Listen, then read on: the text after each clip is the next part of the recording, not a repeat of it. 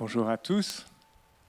Je suis heureux d'être ici à Paris. C'est la première fois que je viens et je rends vraiment grâce au Seigneur que ce soit pendant ce jubilé de ces 350 ans des apparitions du Sacré-Cœur à Sainte-Marguerite-Marie. Donc vous l'avez compris, je suis moine bénédictin. Je suis le père abbé de Solesmes dans la Sarthe et je remercie Jean et Clémence de m'avoir invité pour vous parler aujourd'hui d'un thème qui m'est cher, c'est l'amour de l'Église au cours ou au cœur de l'histoire.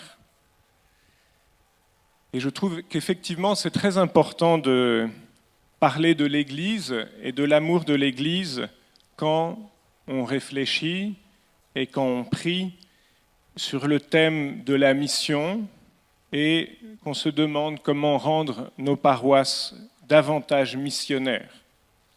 Pourquoi ? Parce que les paroisses, elles sont une portion de l'Église, une petite Église, et celle d'une certaine manière qui nous est la plus proche, c'est elle qui rend visible l'Église pour nous. C'est vrai qu'il y a une cellule encore plus proche qui est notre famille. Chacune de nos familles sont des petites églises, des ecclésiolées, et en ce sens, nos familles sont le visage certainement le plus proche pour nous de l'Église, mais l'échelon immédiatement supérieur, qui est déjà plus complet, qui a un visage qui resplendit davantage de ce qu'est l'Église, ce sont nos paroisses. Parce qu'il y a différents états de vie, parce qu'il y a des prêtres, des diacres, des fidèles laïcs, des époux, des personnes célibataires, etc. Et il y a davantage cette communion aussi qui n'est pas fondée sur les liens du sang, mais vraiment sur la charité, sur le don du Saint-Esprit. Si les paroisses sont missionnaires, c'est précisément parce qu'elles sont de petites églises, parce qu'elles sont des portions de l'Église universelle. Pourquoi ? Eh bien, parce que c'est à l'Église que le Christ a confié le mandat d'être missionnaire. Vous vous souvenez, le jour de l'Ascension, c'est aux 11 disciples, aux 11 apôtres, c'est-à-dire à l'Église universelle, dans sa forme primitive, originelle, que Jésus dit « Tout pouvoir m'a été donné au ciel et sur la terre. Allez, de toutes les nations, faites des disciples, baptisez-les au nom du Père et du Fils et du Saint-Esprit, apprenez-leur à observer tout ce que je vous ai commandé. Et moi, je suis avec vous tous les jours jusqu'à la fin du monde. » Ce qui est très important dans cette phrase, c'est qu'elle est au pluriel, ce n'est pas un détail. Ça signifie que c'est à l'Église tout entière qu'est confié le mandat de faire des disciples, de les baptiser au nom du Père et du Fils et du Saint-Esprit et de leur apprendre à observer tout ce que Jésus nous a commandé. Et c'est donc parce que nous sommes membres de l'Église que ce mandat est aussi le nôtre et que ce devoir, cette mission d'annoncer l'Évangile nous incombe. Et c'est parce que nous sommes membres de l'Église que notre action, notre prédication est bien de la mission et non pas du prosélytisme. Souvent, le pape François rappelle que ce qu'il faut être, c'est être missionnaire et non pas prosélyte. Et souvent aussi, on se demande, c'est quoi la différence ? Est-ce qu'un missionnaire, c'est un prosélyte un peu plus tiède ? Non. La différence entre un missionnaire et un prosélyte, c'est que le missionnaire, il est dans l'Église. Le prosélyte, il est déjà en train d'en sortir, il travaille pour lui, il travaille pour ses idées personnelles. Jésus nous dit « Je suis avec vous tous les jours jusqu'à la fin du monde ». Et donc si on est en Église, c'est Jésus qui prêche par notre bouche. C'est Jésus qui annonce l'Évangile par notre vie. Là où est l'Église, là est le Christ. Il ne suffit pas de baptiser au nom du Père et du Fils et du Saint-Esprit. Il ne suffit pas d'enseigner tout ce que Jésus nous a commandé. Il faut encore le faire en étant dans l'Église et en étant tout simplement l'Église. Tout pouvoir m'a été donné au ciel et sur la terre, dit Jésus. C'est lui qui agit à travers notre action et notre prédication pourvu que nous nous insérions dans ce mandat missionnaire que Jésus adresse aux 11 apôtres, c'est-à-dire à l'Église, celle qui repose encore aujourd'hui sur les apôtres et ceux qui leur succèdent, c'est-à-dire le pape et les évêques. Aimer l'Église au sens fort, c'est-à-dire lui être uni, vivre dans son cœur, c'est donc ce qui fait de nous des missionnaires et non des prosélytes. C'est ce qui fait que c'est le Christ qui agit en nous et que nous agissons par lui, en lui, pour lui, lui qui a tout pouvoir au ciel et sur la terre. Je vais vous parler de l'amour de l'Église au cœur de l'histoire, parce que précisément, l'amour de l'Église court tout au long de l'histoire. À chaque époque, c'est l'amour de l'Église qui est le ressort de la mission, qui est le signe distinctif de la vraie mission, celle qui est au service des hommes, de leur salut éternel. Mais précisément, parce que nous savons que l'Église est aussi faite de pécheurs, qu'il y a des scandales en son sein, nous avons besoin, pour l'aimer vraiment, d'avoir sous les yeux l'exemple des saints qui ont aimé l'Église tout au long de l'histoire, malgré les péchés des chrétiens et des hommes d'Église, malgré les scandales et les abus. Nous avons aussi besoin de l'exemple des saints parce qu'ils nous sont plus proches. Ils ont vécu souvent, ont réussi à trouver des liens, des choses qui nous touchent, des rapports avec ce que nous vivons, et nous pouvons nous appuyer sur le témoignage des saints. C'est pour ça que l'Église canonise les saints et nous propose de les honorer et de leur rendre un culte. Prendre du recul grâce à l'histoire, avoir de la perspective peut nous aider non pas à minimiser les scandales, non pas à minimiser les difficultés, mais à découvrir la main de Dieu qui agit tout au long de son histoire et à comprendre que ces scandales n'empêchent pas le Christ d'agir dans son Église. Tout pouvoir m'a été donné, merci beaucoup, au ciel et sur la terre, dit Jésus. Les péchés des hommes, des chrétiens et des hommes d'Église ne peuvent rien contre le Christ ni contre l'Église elle-même, parce que Jésus a dit, comme nous l'entendrons tout à l'heure à la messe, « Tu es Pierre, et sur cette pierre je bâtirai mon Église, et la puissance de la mort ne l'emportera pas sur elle. » Donc mon propos sera en deux parties. Je vais d'abord parler de l'Église dans le plan de Dieu, en m'appuyant surtout sur l'Écriture sainte, parce que la parole de Dieu, elle est vivante, elle est toujours ce sur quoi nous nous appuyons aujourd'hui. C'est le Christ qui nous parle aujourd'hui. Et puis, dans une deuxième partie, je prendrai quelques exemples de saints qui illustrent comment est-ce que cet amour de l'Église a vaincu, a été vivant au cours de l'histoire. Un peu d'eau d'abord.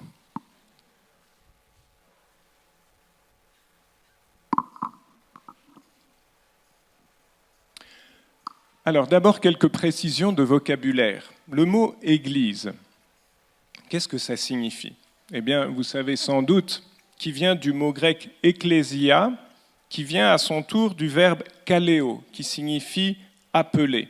Et donc, la traduction littérale du grec « ecclésia », c'est « convocation ». L'Église, c'est l'assemblée de ceux qui sont appelés, qui ont reçu de Dieu la vocation, l'appel au salut. Et donc l'Église, elle naît intégralement de l'initiative de Dieu qui appelle les hommes, et elle se réalise en ceux qui sont appelés. Alors, à quoi est-ce que nous sommes appelés, nous, les membres de l'Église ? Eh bien, tout simplement au salut, c'est-à-dire à l'union avec Dieu. Le péché nous a séparés de Dieu, et Dieu nous appelle à lui, à vivre, à nous unir, à entrer dans sa communion, à jouir de son bonheur infini au sein de la Trinité. Et c'est ça le cœur de cet appel qui fait de nous l'Église. Vous savez aussi qu'il y a bien des images dans le Nouveau Testament pour décrire ce qu'est l'Église. Elle est l'épouse du Christ, le corps du Christ, le peuple de Dieu. Et toutes ces images signifient une union, une alliance avec Dieu. L'Église, c'est l'ensemble de ceux qui sont appelés à l'union avec Dieu, que cette union soit réalisée définitivement, comme c'est le cas des bienheureux au ciel, qui appartiennent à l'Église tout comme nous, ou bien qu'elle ne soit pas encore complètement achevée, qu'elle soit seulement commencée, comme c'est notre cas ici-bas, avec des tas de degrés différents. Et vous connaissez peut-être la belle encyclique Ecclesiam Suam du pape Saint Paul VI, qui décrivait justement les différents cercles autour de l'Église, avec ceux qui sont en son cœur, et puis différents cercles autour, jusqu'aux incroyants qui sont appelés à faire partie de l'Église et qui, en vertu de cet appel, en font partie d'une certaine manière aussi. Lorsque Dieu nous appelle à l'union avec lui, il nous appelle certes à une union personnelle, une union qui nous touche au plus intime de nous-mêmes. L'union avec Dieu, elle engage ce que nous ne pouvons partager avec personne d'autre, notre liberté, notre volonté, notre intelligence, mais aussi notre corps, puisqu'il est promis à une résurrection semblable à celle du Christ. Donc, l'appel, le fait d'appartenir à l'Église est une chose d'intimement, de profondément personnelle. Mais ça ne s'arrête pas là. Dieu ne veut pas que nous soyons seuls à accueillir l'union avec lui. Vous savez bien qu'il appelle l'humanité entière. Dieu veut que tous les hommes soient sauvés, dit saint Paul. Mais plus encore, il fait de tous ceux qui accueillent son amitié un peuple, une famille, et recevoir cette amitié avec Dieu, entrer en alliance avec lui, nous unit avec tous ceux qui accueillent son amitié et qui entrent en alliance avec lui. Cela nous unit entre nous et c'est pour ça que nous formons l'Église. Et l'Ancien Testament déjà porte comme sens profond cette réalité de cet appel commun qui nous unit entre nous. C'est le thème bien sûr de la famille d'Abraham, d'Isaac et de Jacob qui reçoit la promesse, qui reçoit l'alliance de Dieu et qui ensuite grandit, devient un peuple, le peuple d'Israël, son peuple, dont tout l'Ancien Testament est finalement l'histoire.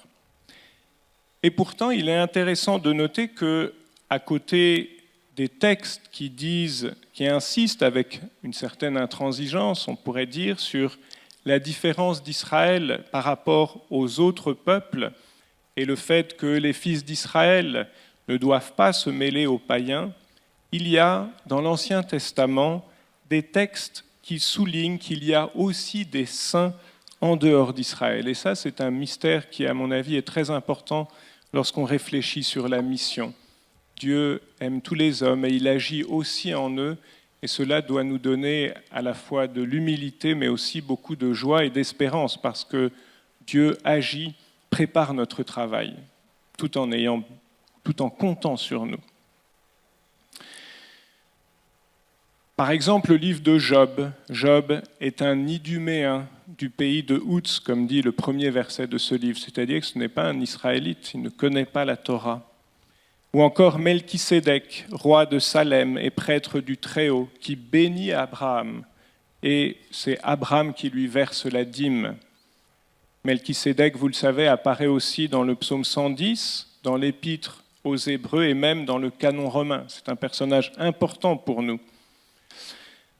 Tous ces textes mis ensemble montrent à la fois la grâce que représente l'élection d'Israël, c'est-à-dire le fait qu'il est choisi par Dieu, mais aussi que l'élection, d'une certaine manière, ne suffit pas, au sens où il faut encore l'accueillir, y répondre en imitant le comportement de Dieu, le don généreux qu'il fait de lui-même.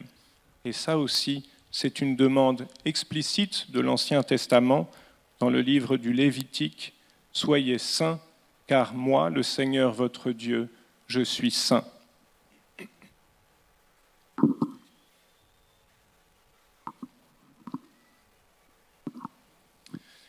Le livre qui illustre sans doute avec le plus d'humour ce thème de la sainteté, ce thème de la sainteté qui ne se trouve pas uniquement à l'intérieur des limites visibles du peuple d'Israël, c'est le livre de Jonas.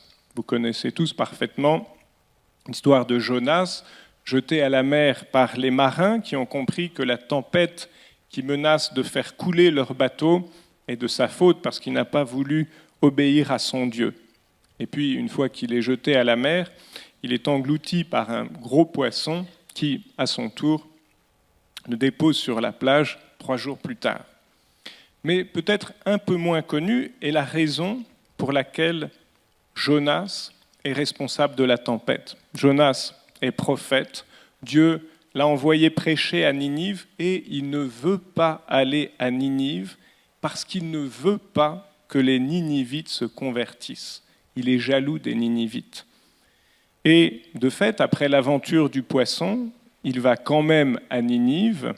Et là, alors que Jonas a tout juste commencé à prêcher, il ne parle qu'une seule journée, alors qu'il faut 3 jours pour traverser la ville, les Ninivites se convertissent tous, du roi jusqu'au bétail. Même le bétail se convertit. Et Dieu renonce au châtiment dont il les avait menacés et dont il avait demandé à Jonas de prêcher.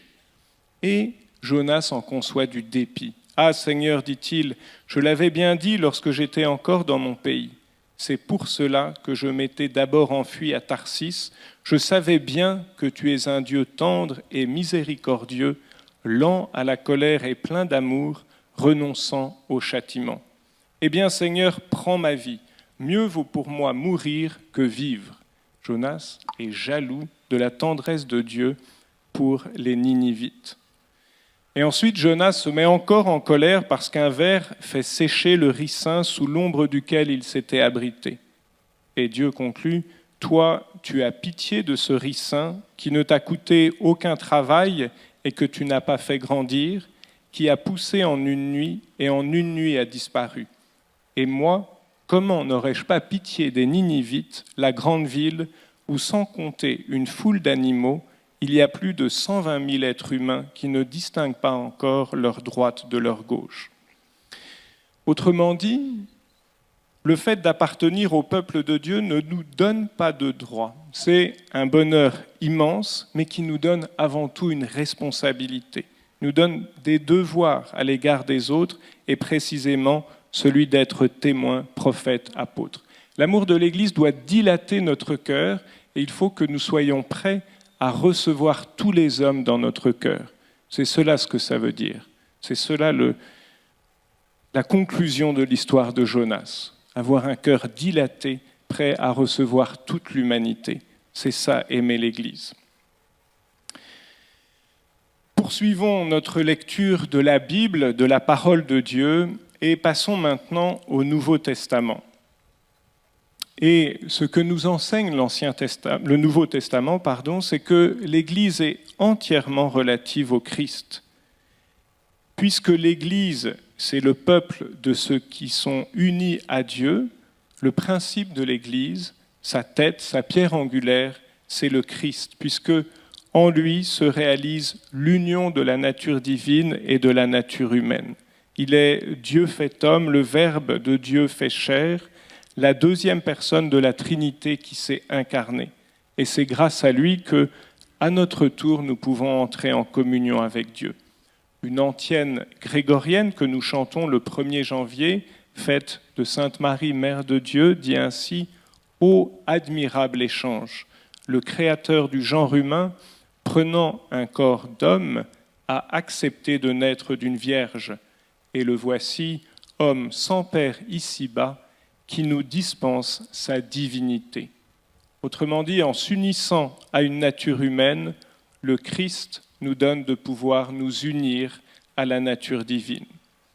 Et c'est pourquoi les images que le Nouveau Testament utilise pour décrire l'Église sont toutes relatives au Christ. Elle est d'abord l'épouse du Christ. Vous, les hommes, aimez votre femme à l'exemple du Christ, dit saint Paul aux Éphésiens. Il a aimé l'Église, il s'est livré lui-même pour elle, afin de la rendre sainte en la purifiant par le bain de l'eau baptismale accompagnée d'une parole. Il voulait se la présenter à lui-même, cette Église, resplendissante, sans tache ni ride ni rien de tel. Il la voulait sainte et immaculée. Et ce texte est très important parce qu'il nous dit que le premier à avoir aimé l'Église, c'est le Christ. Il a aimé de manière principielle, archétypique, j'ai envie de dire. Et donc, il faut nous insérer dans le Christ pour pouvoir à notre tour aimer l'Église. Et il faut, lorsque nous avons du mal à aimer l'Église, lorsque nous sommes scandalisés, choqués, que nous ne comprenons pas, eh bien il faut prier le Christ et lui demander « Mets dans mon cœur ton amour, l'amour que toi tu as pour l'Église ». Le mystère de l'Église, c'est un mystère nuptial. Dieu veut entrer en alliance avec chacun d'entre nous. Il nous a choisis et aimés personnellement, exactement comme un mari choisit et aime sa femme, ou plutôt beaucoup mieux. Et néanmoins, les époux sont signes de cet amour du Christ pour l'Église et de Dieu pour chacune de nos âmes. Et c'est la raison aussi pour laquelle le mariage est un sacrement. Mais les époux ne sont pas les seuls à signifier dans leur vie, dans leur être, dans leur chair, ce qu'est le mystère du Christ et de l'Église. Le célibat consacré des prêtres, la chasteté consacrée des religieux et des religieuses, la virginité consacrée des vierges consacrées, rend aussi visible le mystère nuptial de l'Église épouse en montrant combien le Christ nous aime d'un amour exclusif, il nous a choisis personnellement et comment il attend de nous en retour un amour également exclusif. Comme saint Paul le souligne bien, cette consécration dépend entièrement du Christ, elle est un don du Christ. Il s'est livré lui-même pour elle afin de la rendre sainte en la purifiant par le bain de l'eau baptismale accompagnée d'une parole. L'image de l'Église épouse du Christ insiste donc sur l'élection, l'amour préférentiel du Christ pour chacun d'entre nous.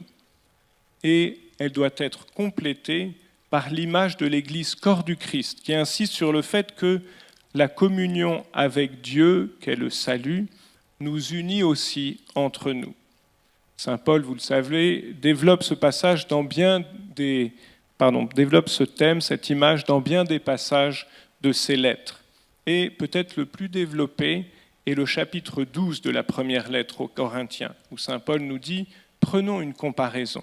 Le corps ne fait qu'un, il a pourtant plusieurs membres. Et tous les membres, malgré leur nombre, ne forment qu'un seul corps. Il en est ainsi pour le Christ. C'est dans un unique esprit, en effet, que nous tous, juifs ou païens, esclaves ou hommes libres, nous avons été baptisés pour former un seul corps. Tous, nous avons été désaltérés par un unique esprit. Vous êtes le corps du Christ et chacun pour votre part, vous êtes membre de ce corps. » Dans l'Épître aux Éphésiens, saint Paul va un peu plus loin en disant que le Christ est la tête de l'Église. Je cite, « Pour l'Église, le Christ est la tête, lui qui est le sauveur de son corps. Jamais personne n'a méprisé son propre corps. Au contraire, on le nourrit, on en prend soin. C'est ce que fait le Christ pour l'Église. » Et là encore, l'importance de ce texte, c'est qu'il souligne que l'Église dépend entièrement du Christ, comme le corps dépend de la tête. L'Église se soumet au Christ, souligne saint Paul. Et puis, il y a encore une image très importante qui met cette fois en lien l'Église et le Saint-Esprit, c'est le thème de l'Église, temple du Saint-Esprit. Et là encore, bien des textes du Nouveau Testament insistent sur cette vérité. Je vous propose le chapitre 2 de l'Épître aux Éphésiens.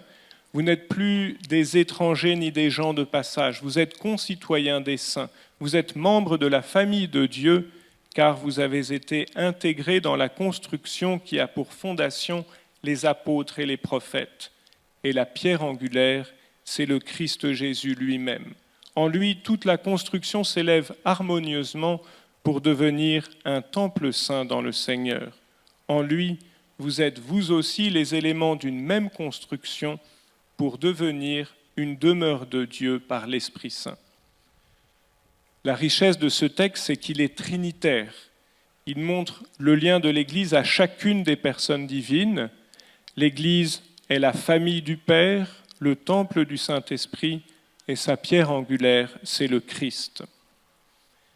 La liturgie de la dédicace, je ne sais pas si vous connaissez la fête de la dédicace, c'est la consécration d'une église, et normalement, dans chaque église, tous les ans, on doit fêter comme une solennité, donc le plus haut niveau de fête, l'anniversaire de la consécration de l'église. De même que dans chaque diocèse, on doit aussi célébrer, cette fois comme une fête, l'anniversaire de la dédicace, de la consécration de l'église cathédrale. Et c'est aussi une fête où on célèbre l'église non pas de pierres matérielles, mais des pierres vivantes. C'est vraiment la fête de l'église, la dédicace. Nous aimons beaucoup dans les monastères cette fête. À Solesmes, c'est le 12 octobre. Et au cours donc de cette fête de la dédicace, on chante une très belle hymne qui s'appelle Urbs Jerusalem, c'est-à-dire ville de Jérusalem. Et l'une des strophes de cette hymne dit ceci: taillées, ciselées, polies, les pierres sont ajustées à leur place par la main de l'artisan. Il les dispose à jamais dans l'édifice sacré. Et bien sûr, ces pierres, ce sont encore une fois les pierres matérielles, mais surtout nous-mêmes, les pierres vivantes. Nous sommes les pierres vivantes de l'Église avec un grand E. Et le Seigneur nous taille, nous cisèle, nous polit pour que nous rentrions à l'endroit qu'il veut pour nous et que nous contribuions ainsi à la beauté de l'ensemble de l'édifice. Chacun à notre manière, chacun pour notre part, exactement comme chacun a un rôle dans le corps de l'Église. L'un est plutôt le pied, la main, l'œil, l'estomac, tandis que pour les pierres aussi, l'un va être plutôt une pierre de fondation, l'autre va être plutôt une pierre sur le sommet. Et ce qui contribue à la beauté de l'ensemble, c'est que chacun tient sa place. Et il n'y a pas de pierre inutile dans une maison, toutes sont très importantes. Et donc le Seigneur nous taille pour que nous rentrions au bon endroit dans l'édifice, et cela il le fait de bien des manières, à travers les événements de notre vie, que la divine providence dispose selon son plan d'amour sur nous. Alors comment est-ce que l'Église croît, non seulement en nombre, mais aussi en mérite, c'est-à-dire, on pourrait dire, en qualité ? Qu'est-ce qui fait que ses membres rendent visible sa tête, c'est-à-dire le visage du Christ ? Qu'est-ce qui fait qu'une communauté paroissiale est vraiment une portion de l'Église universelle et que les gens, en voyant cette communauté, reconnaissent vraiment le visage, le corps du Christ. Eh bien, ici, ce sont les actes des apôtres que je vous propose d'écouter, parce qu'ils racontent les débuts de l'Église. Et dans les premiers chapitres, en particulier, Saint Luc donne à plusieurs reprises des petits résumés, des petits sommaires, comme on dit, dans lesquels il dresse la liste des actions que l'Église pose et qui font qu'elle est vraiment l'Église. Immédiatement après le récit de la Pentecôte, saint Luc nous dit ceci: ils étaient assidus à l'enseignement des apôtres et à la communion fraternelle, à la fraction du pain et aux prières. Ils vendaient leurs biens et leurs possessions et ils en partageaient le produit entre tous en fonction des besoins de chacun. Chaque jour, d'un même cœur, ils fréquentaient assidûment le temple. Ils rompaient le pain dans les maisons, ils prenaient leur repas avec allégresse et simplicité de cœur. Ils louaient Dieu et avaient la faveur du peuple tout entier. Chaque jour, le Seigneur leur adjoignait ceux qui allaient être sauvés. On peut résumer ce texte en disant qu'il y a 4 piliers pour que l'Église soit vivante et grandisse. Ces 4 piliers, ce sont l'écoute de la parole de Dieu, transmise et interprétée par l'enseignement des apôtres ou ceux qui leur succèdent, à savoir les évêques. La fraction du pain, c'est-à-dire l'Eucharistie, qui est le sacrement qui fait l'Église, car elle nous unit au Christ et fait de nous ses membres. Et avec l'Eucharistie, on peut dire tous les sacrements qui sont vraiment le moyen, qui sont les actes en fait du Christ aujourd'hui. les actes sauveurs du Christ, ceux qu'il a posés au cours de sa vie terrestre, eh bien, ils sont continués aujourd'hui dans l'Église et ils nous touchent, nous, concrètement, aujourd'hui, grâce au sacrement. Troisième pilier, la prière, soit personnelle, soit en commun, c'est-à-dire la liturgie, la louange par laquelle nous nous adressons à Dieu, nous le louons. Et puis, quatrième et dernier pilier, la charité fraternelle et le partage, qui est l'expression visible et concrète de notre communion avec Dieu et les uns avec les autres. Là où on accomplit ces 4 œuvres sous la motion du Saint-Esprit, l'Église est vivante, elle se développe, et elle se développe avant tout dans les âmes, c'est-à-dire que chacun de ses membres grandit dans l'union à Dieu. Et en retour, une telle communauté offre à voir le visage du Christ, qui a lui-même annoncé la parole, célébré la fraction du pain, et surtout livré son propre corps sur la croix, qui est, encore une fois, ce que nous célébrons, ce que nous vivons dans l'Eucharistie. Il a aussi prié le Père dans le secret et il a vécu le partage et la pauvreté, lui qui n'a pas eu de lieu où reposer la tête. Voilà ce que nous dit le Nouveau Testament sur l'Église et sur le fait que aimer l'Église, c'est aimer le Christ et c'est laisser le Christ aimer l'Église dans notre cœur. Comment maintenant les saints ont aimé l'Église ? Je vais être assez bref et vous proposer 3 modèles, 3 exemples. Nous savons que l'Église est une. Nous ne formons qu'un seul corps avec les saints qui sont déjà au ciel, que ce soit les saints canonisés, dont nous lisons les vies et qui nous inspirent, ou bien les saints de nos familles, dont peut-être nous sommes les seuls à nous souvenir.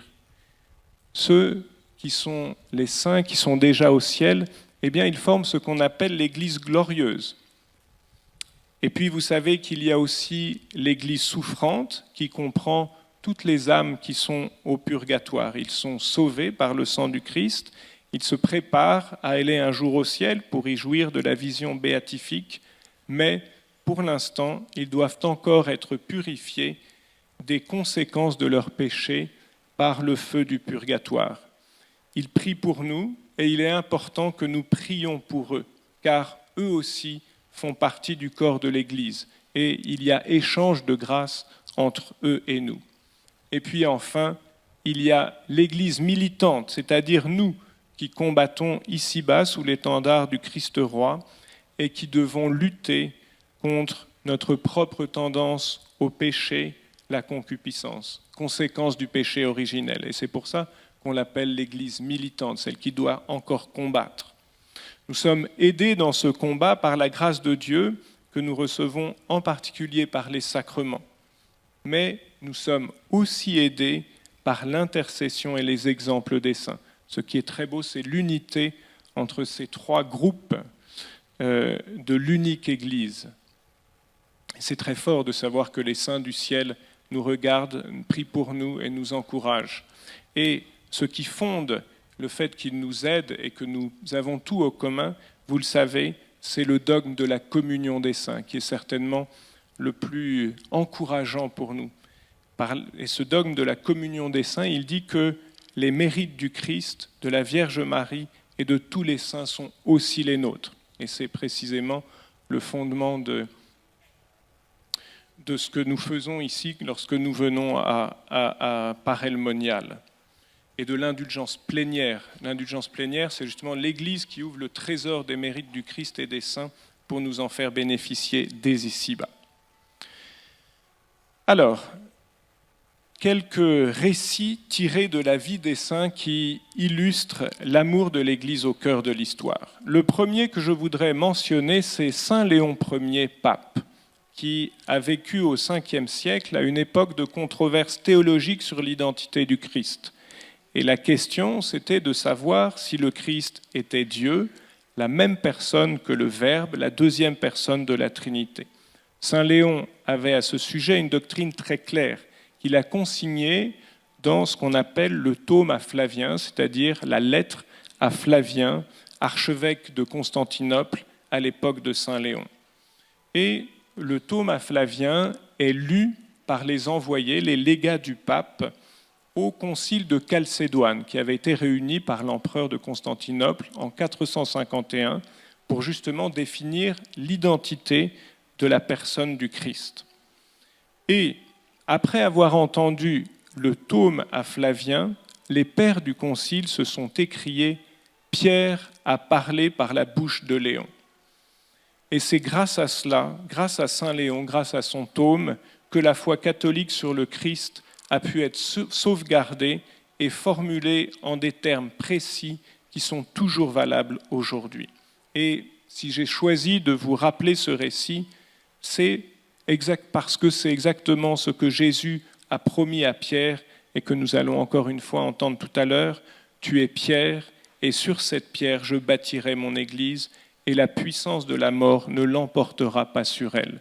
Les pères de l'Église, les anciens, avaient une conscience si forte de cela que lorsqu'ils entendaient un texte du pape, eh bien ils disaient « Pierre a parlé par la bouche de Léon » et donc le Christ a parlé par Léon. Lorsque le pape parle de façon solennelle en matière de foi et de mœurs, c'est Pierre qui parle et donc c'est le Christ qui parle, lui qui est la pierre angulaire de l'Église. Et ce qui s'est passé au concile de Chalcédoine, 4e concile œcuménique, en 451, s'est reproduit lors de tous les conciles œcuméniques qui ont suivi, celui de Trente, celui de Vatican I, celui de Vatican II. Nous avons la certitude que, à chaque époque, le magistère de l'Église interprète de façon authentique la parole de Dieu. Je voudrais ensuite mentionner Sainte Jeanne d'Arc. Vous connaissez bien sa vie, et le point sur lequel je voudrais m'arrêter, c'est que, appelée par Dieu par l'intermédiaire de ses voix, Saint Michel, Sainte Marguerite et Sainte Catherine, à délivrer la France de l'occupation anglaise, elle est soumise à un procès en hérésie devant un tribunal ecclésiastique présidé par l'évêque de Beauvais, Pierre Cochon. Et c'est un tribunal ecclésiastique qui la condamne à être brûlée vive. Et la peine est effectivement exécutée, comme vous le savez, le 30 mai 1431 à Rouen.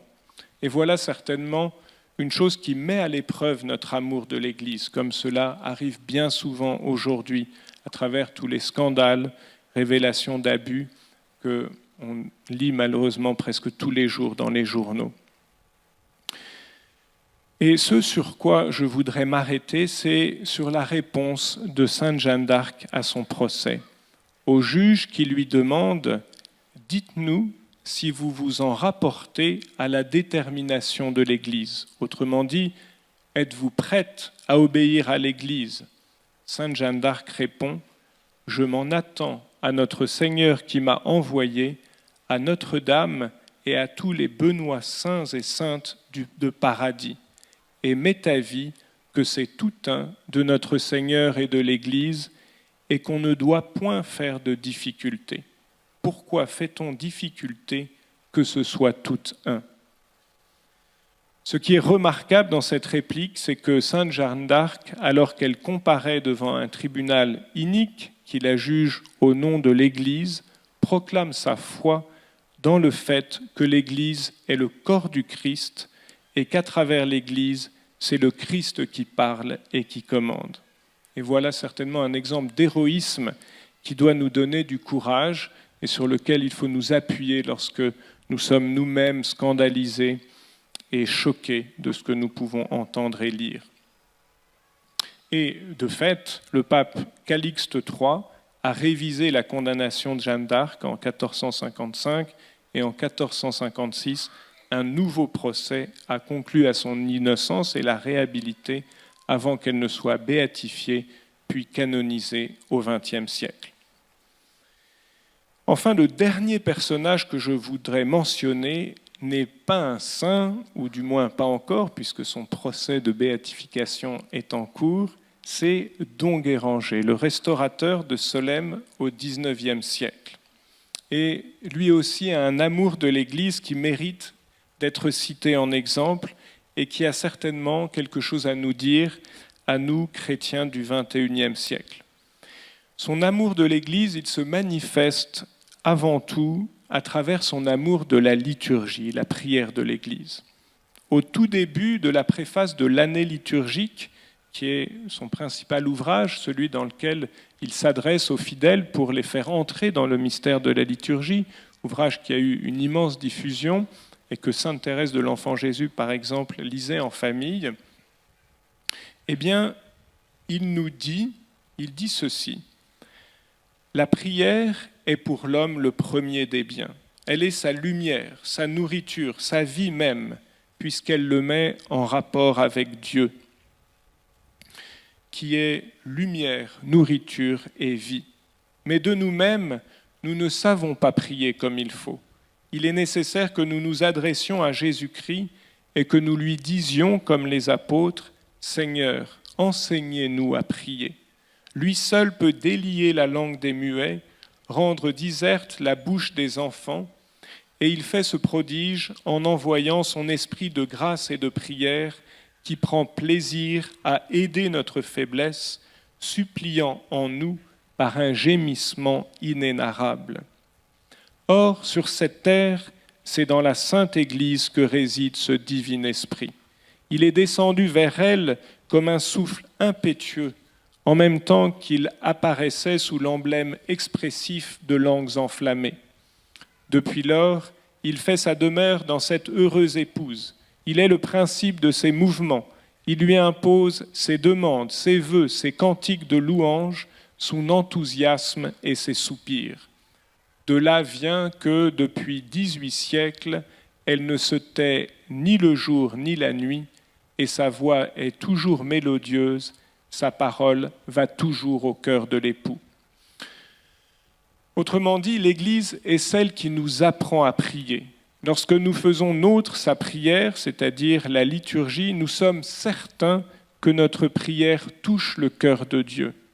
Bien plus, nous adoptons nous-mêmes la pensée de Dieu, nous nous laissons configurer au Christ, parce que la liturgie doit passer de l'extérieur à l'intérieur, de nos lèvres à notre cœur. Et c'est ce que demande saint Benoît dans la Sainte Règle, que notre esprit s'accorde à notre voix. La liturgie, voyez-vous, nous transforme de l'intérieur à l'extérieur. L'Église nous prescrit des paroles, elle nous prescrit des gestes qu'il nous faut assimiler. Et de cette manière-là, nous pensons comme l'Église, nous prions comme l'Église, et notre prière touche le cœur de Dieu. Et voilà un moyen très concret d'aimer l'Église et d'être missionnaire, c'est de nous laisser former, transformer par la liturgie. L'Église est maîtresse de vérité, mais elle est aussi maîtresse de prière. Et c'est ainsi qu'elle nous fait ressembler au Christ et qu'elle fait de nous des missionnaires. Voilà l'enseignement de Don Guéranger. Je vois qu'il est l'heure de conclure. Donc je vous ai résumé des choses que vous connaissez bien, ce que nous dit la Bible, la parole de Dieu sur l'Église et sur les raisons pour lesquelles il faut l'aimer. Je vous ai rappelé aussi 3 saints qui nous font aimer l'Église et qui sont des exemples que je trouve particulièrement significatifs pour notre temps. Le pape Saint Léon, Sainte Jeanne d'Arc, Don Guéranger, qui n'est pas encore béatifié. Mais je n'ai pas parlé des 2 saints les plus proches de l'Église, et je voudrais le faire maintenant en concluant. Il s'agit bien sûr de Saint Joseph, patron de l'Église, et de la Vierge Marie, mère de l'Église. Et il est remarquable que ce sont 2 époux. Les saints que je vous ai proposés en exemple sont un pape, une vierge, un abbé, mais la Vierge Marie et Saint Joseph sont des époux, et cela doit beaucoup nous toucher dans nos familles, dans notre amour de l'Église. Saint Joseph a été déclaré patron de l'Église par le bienheureux Pie IX le 8 décembre 1870.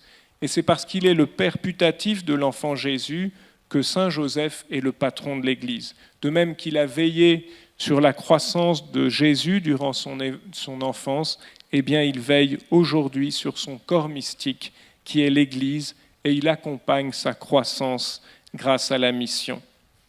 La Vierge Marie, elle est mère de l'Église. Et je crois qu'on peut dire que c'est Jésus lui-même qui lui a donné ce titre lorsqu'il a dit sur la croix « Voici ta mère, aux disciples bien-aimés. Et puis, vous savez que depuis 2018, grâce au pape François, toute l'Église célèbre la mémoire de Marie, mère de l'Église, le lundi de Pentecôte. Et parce que Marie est mère de Jésus, elle est aussi la mère de son corps mystique qui est l'Église. Elle est notre mère à tous, puisque par le baptême, nous sommes devenus enfants de Dieu et frères du Christ. Et que l'un et l'autre nous donnent d'aimer l'Église, d'être toujours fidèles à l'enseignement de son magistère et à la prière et à la liturgie qu'elle nous donne. Et c'est ainsi que nous serons vraiment missionnaires. Je vous remercie.